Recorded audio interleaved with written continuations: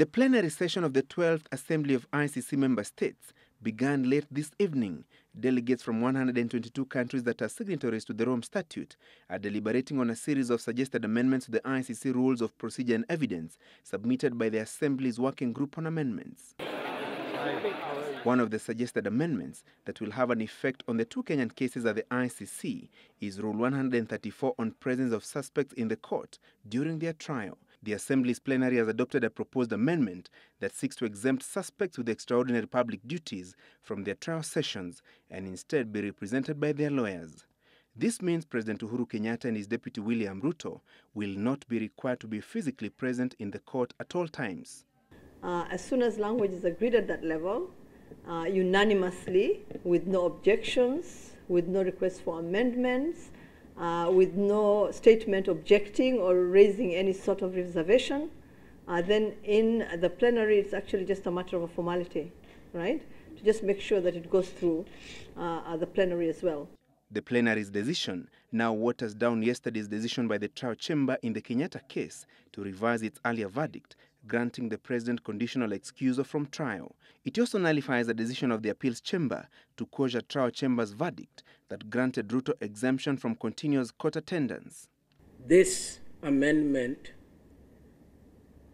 has secured a fine distinction between the immunity of a head of state, which will be dealt with by the treaty at an appropriate time, as I have stated, and attendance before court, which is a procedural question. However, Ruto's co-accused Joshua Arap Sang will not benefit from the proposed amendment since he does not hold a high-profile public office like his co-suspects Kenyatta and Ruto. This means he will have to travel to The Hague whenever his trial is on session. All that we came to achieve at this Assembly of State Parties, we have achieved.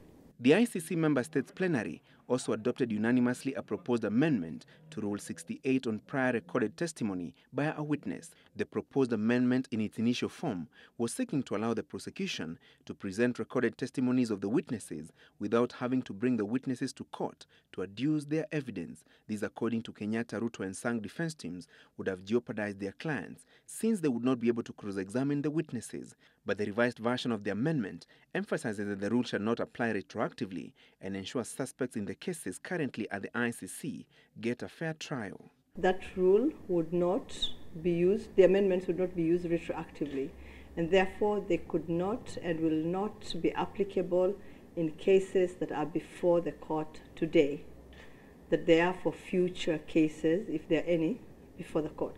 For the suggested amendments to sail through, they will either have to be adopted by the plenary through a consensus or be supported by at least 81 out of 122 ICC member states. The 12th Assembly of State Parties to the Rome Statute comes to a close tomorrow. Francis Gachuri, Citizen Live at 9.